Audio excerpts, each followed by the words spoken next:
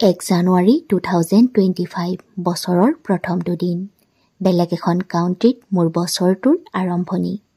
ৰাতি পাৰ্টি কৰি আহোঁতে দেৰি হৈছিল যদিও সোনকালে উঠি গা পা ধুই ওলাই আহিছোঁ। যিহেতু আমাৰ ট'ৰটো 2 দিনৰ বাবে বুক কৰা আছিল, বাকী লোকসকলৰ সৈতে যাত্ৰা আৰম্ভ কৰিলোঁ। ছাতি ভিলেজক একেবাৰে বিদায় দি আহিছোঁ। শাৰীৰিক অসুস্থতাৰ বাবে তাত থকা দুৰাতিৰ সুখখিনি কিবা এটা আধৰুৱা যেন হৈ ৰ'ল। ইমান ধুনীয়া ঠাইখনত কটোৱা জীৱনটো ভালদৰে অনুভৱেই কৰিব নাপালোঁ। ফ্ৰজেন লেকো চাব নাপালোঁ। যিহেতু আজি আমাৰ ট'ৰটো শেষ হ'ব, গতিকে আজি কোনো ধৰণৰ কম্প্ৰমাইজ নকৰোঁ মই। না বেমাৰ, না ভোক, না টোপনি। অৱশ্যে ব্ৰেকফাষ্টটো আমি গেষ্ট হাউচতে কৰি আহিছিলোঁ। আৰু টোপনি, গাড়ীত উঠিলেই টোপনি যোৱা মইজনীয়ে আজি গোটেই ৰাস্তা চকু মেলি আহিছোঁ। আজি কেনিয়নবোৰ চাবলৈ যাম। ব্লেক কেনিয়ন, মুন কেনিয়ন, চাৰিন কেনিয়ন আটাইবোৰলৈ যাম। আজি আমাৰ বাছখন বৰফত শ্লিপ খাই পৰিবই লৈছিল। ভাগ্য ভাল যেনিবা কাষত ফেন্সিং দিয়া আছিল, সেয়েহে পৰি নগ'ল। অৱশ্যে এনেকুৱা ধৰণৰ ভয়ানক ৰাস্তাবোৰৰ কিনাৰে কিনাৰে ইয়াত চবতে ফেন্সিং দিয়া আছে, কিন্তু তেওঁলোকৰ বাবে এনেকৈ বৰফত শ্লিপ কৰাটো যেন সাধাৰণ কথা। ক'ৰবাৰ পৰা ধূলি বালি অলপ আনি চকাৰ কিনাৰে কিনাৰে দি দিলে, আৰু ড্ৰাইভাৰজনে যে বাছৰ পৰা নামি বাছখন ঠেলিবলৈ স্কিং কৰাৰ দৰে চুচৰি গৈছে নৰ্মেল জোতা পিন্ধিয়েই। তেওঁলোকৰ বাবে এয়া অভ্যাসগত। সকলোৰে সহযোগত বাছখন ঠেলি আমি পুনৰ যাত্ৰা আৰম্ভ কৰিলোঁ। কেতিয়াবা কেতিয়াবা প্ৰব্লেমেও মানুহক আনন্দ দিয়ে।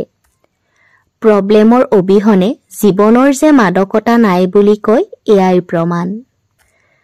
প্ৰব্লেমেও মানুহক সুখ দিয়ে, আৰু প্ৰব্লেম ছল্ভ কৰাৰ সুখটো যে আৰু সুকীয়া। ফাৰ্ষ্ট আমি ব্লেক কেনিয়ন গ'লোঁ। গোটেইখন বগাৰ মাজে মাজে আহি আহি এনেকুৱা মৰুভূমিৰ দৰে ঠাই এখন পামহি বুলি কল্পনাই কৰা নাছিলোঁ। ইয়াত বৰফ অকণো নাই, হয়তো বৰফবোৰ গলি গ'ল, কিন্তু বতাহ ইমান বেছি গৰম আকৌ নহয় দেই, পুৰা ঠাণ্ডা।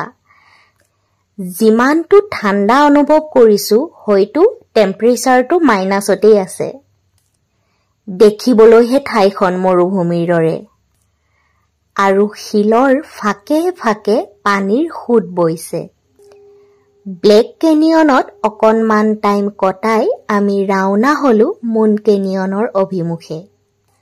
ব্লেক কেনিয়ন আৰু মুন কেনিয়ন চাৰিন কেনিয়নৰ একোটা পাৰ্ট হয়। বহু বছৰৰ ৰিভাৰ ইৰোশ্যন আৰু ৱেডাৰ এক্টিভিটিৰ বাবে এই কেনিয়নবোৰ ফৰ্ম হয়। মুন কেনিয়নলৈ গৈ থকা ৰাস্তাটোতো বৰফ দেখা নাপালোঁ। ঠাণ্ডা কিন্তু ইয়াতো বহুত। ইমান ঠাণ্ডা থকাৰ স্বত্তেও ইয়াত কিয় বৰফ নাই সেই কথাটোহে বুজি নাপালোঁ। মুন কেনিয়ন ব্লেক কেনিয়নতকৈ অকণমান বেলেগ। আঁতৰত থকা পাহাৰটো ধূলিৰ পাহাৰ যেনহে লাগিছে। ধূলি হয়নে নাই চুই চাব নাপালোঁ পিছে। ব্লেক কেনিয়নত কিন্তু পাহাৰটো শিলৰ দৰে হৈ আছিল। বৰফ নাই যদিও ইয়াত বৰফৰ দেশৰ ইগলু ঘৰ দুটা আছিলে। তাত এবাৰ সোমাই চাব মন আছিল, পিছে তাত নোসোমাই মই গল্ডেন ইগলটোহে হাতত ল'ব বিচাৰিলোঁ। কাৰণ ইগল আমি চিম্বুলাকতো পাইছিলোঁ, তাত লোৱা নহ'ল যেতিয়া ইয়াতেই লওঁ বুলি ভাবিলোঁ। ইমান ওজন, ইয়াত আকৌ ইগলটো সৰু পোৱালি এটাই ৰাখি থৈছে। ইগলটোৱে ইচ্ছা কৰিলে পোৱালিটোক পেলাই দিব পাৰিব।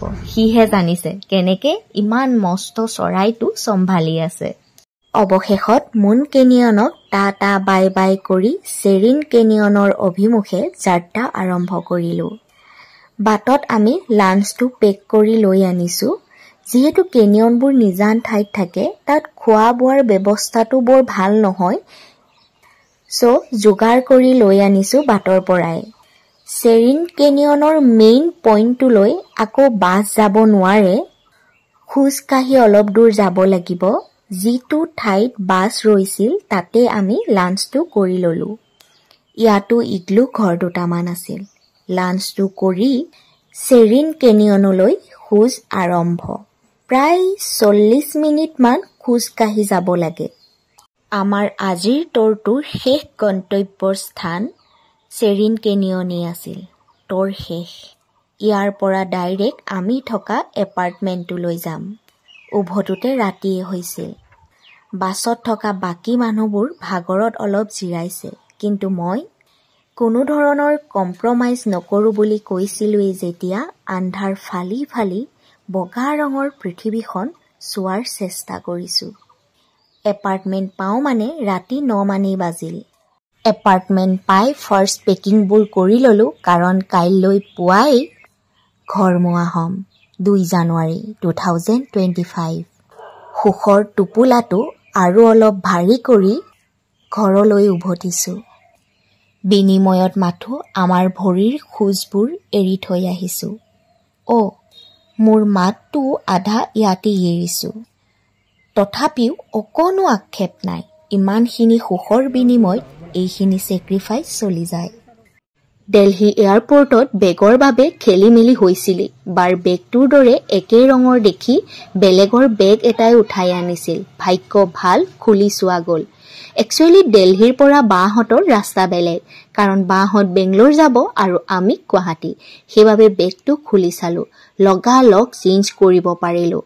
অলপ দেৰি হোৱা হয় দিগদাৰেই আছিল। তথাপিও আমি চাহ-তাহ খাই 1 ঘণ্টামান দেৰি কৰিছিলোৱেই। যি কি নহওক প্ৰব্লেমটো ঠিক কৰি প্ৰায় ৰাতি 8টামান বজাত গুৱাহাটী এয়াৰপৰ্ট পালোহি। সপোন লগা জীৱনটোৰ পৰা গতানুগতিক জীৱনত আকৌ ভৰি দিলোঁ। এসপ্তাহৰ উইণ্টাৰ ভেকেশ্যনটো ইয়াতেই অন্ত পৰিল।